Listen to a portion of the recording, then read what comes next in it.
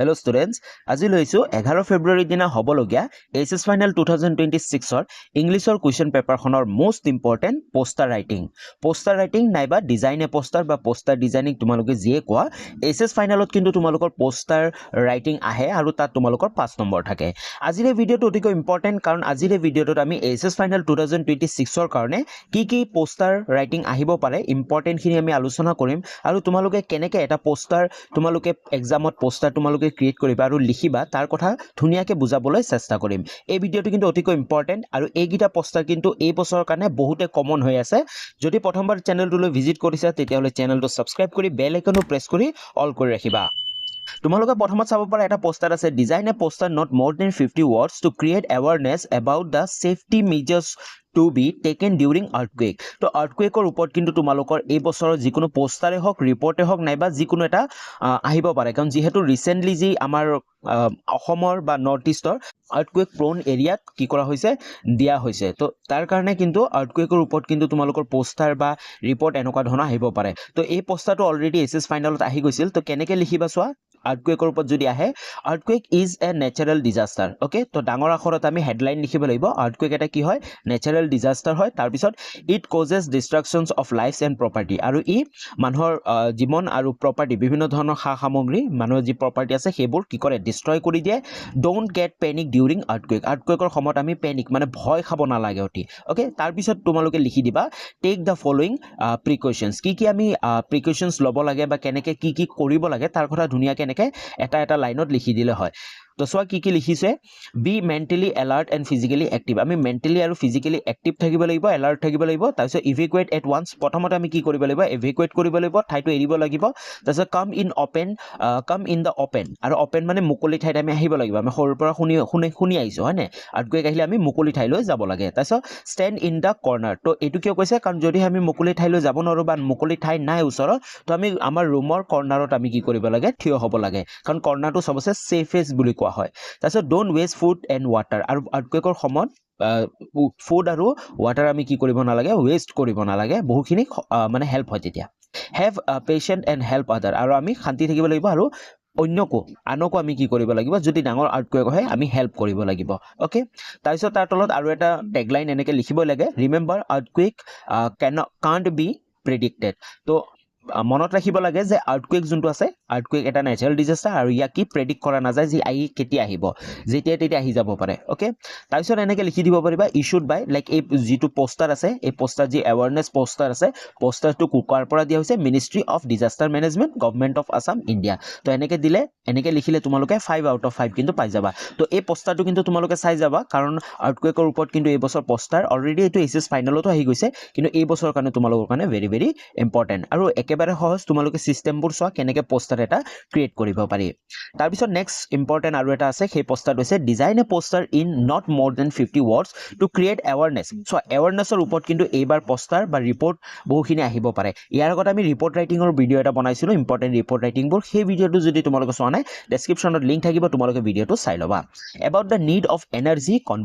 conservation তো যি energy আছে আমাৰ ওচৰত যি এনাৰ্জি আছে ইলেক্ট্ৰিচিটি হ'ব পাৰে পেট্ৰল হ'ব পাৰে ডিজেল হ'ব পাৰে যিবোৰ আছে গোটেইবোৰ এনাৰ্জি বুলি কোৱা হয় আৰু এনাৰ্জিবোৰ কনজাৰ্ভেশ্যন মানে আমি কিয় বচাব লাগে তো তাৰ ওপৰত এটা এৱাৰনেছ ওলাব দিছে আৰু এই কুৱেশ্যনটো কিন্তু এই পোষ্টাৰটো ডাইৰেক্ট এইচএছ ফাইনেলতো ৰিপিট হৈছিল আৰু এই বছৰৰ কাৰণে কিন্তু ভেৰি ভেৰি ইম্পৰ্টেণ্ট তো প্ৰথমতে আমি টেগলাইন লিখিব লাগিব প্ৰথমত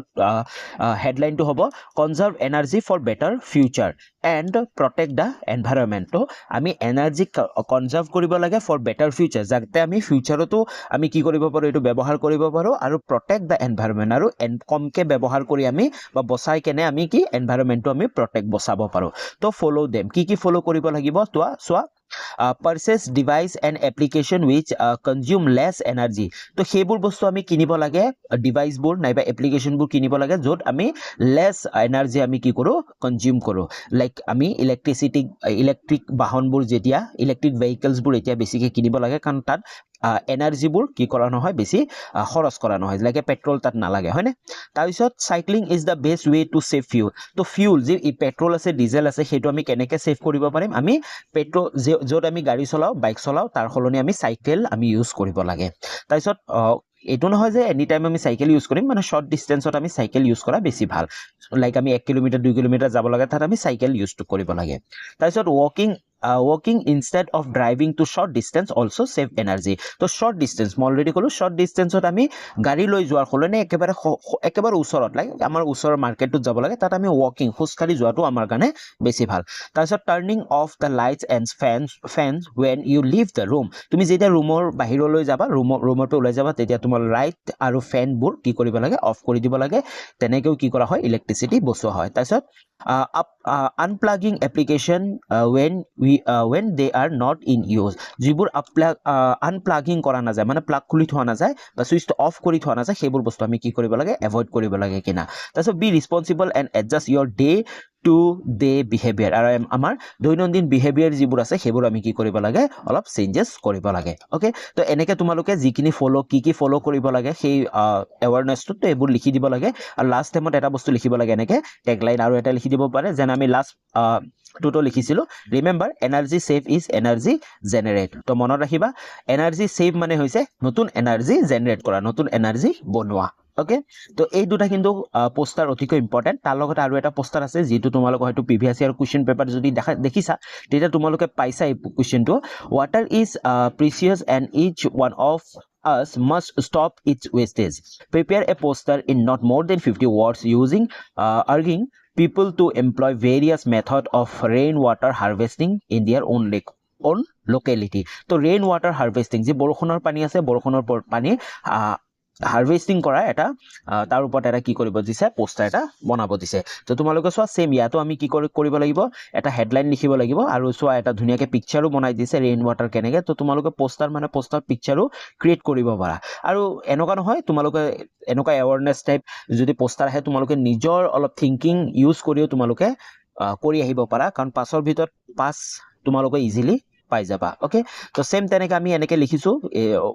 ৱাটাৰ বিষয় কি এনেকৈ লিখি দিবা তোমালোকে তো এইখিনিয়ে তোমালোকে চাই ল'ব পাৰিবা তো এইকেইটা আছিল পোষ্টাৰ ইমান নাহে যদিও কিন্তু পোষ্টাৰ যদি আহে তো এনেকুৱা পোষ্টাৰকেইটা ইম্পৰ্টেণ্ট হৈ আছে যেনে আৰ্থকুৱেক আৰু এনাৰ্জিৰ ওপৰত তো যদি ভিডিঅ'টো ভাল পালা তেতিয়াহ'লে ভিডিঅ'টো এটা লাইক কৰি দিবা আৰু কমেণ্ট কৰি জনাবা তাৰ লগতে চেনেলটো ছাবস্ক্ৰাইব কৰি ৰাখিবা ইয়াৰ আগতে কিন্তু আমি এটা ৰিপৰ্ট ৰাইটিঙৰ ওপৰত ভিডিঅ' বনাইছিলোঁ সেই ৰিপৰ্ট ৰাইটিঙৰ ভিডিঅ'টো যদি চোৱা নাই তোমালোকে ডেছক্ৰিপশ্যনত লিংক থাকিব তোমালোকে ৰিপৰ্ট ৰাইটিঙৰ ভিডিঅ'টো চাই ল'বা অতিকৈ ইম্পৰ্টেণ্ট আশা কৰোঁ তোমালোকৰ এক্সাম সকলোৰে ভালে যাব তো আজিলৈ ইমানখিনি আছিল পুনৰ লগ পাম নতুন এটা ভিডিঅ'লৈ তেতিয়ালৈ বাই বাই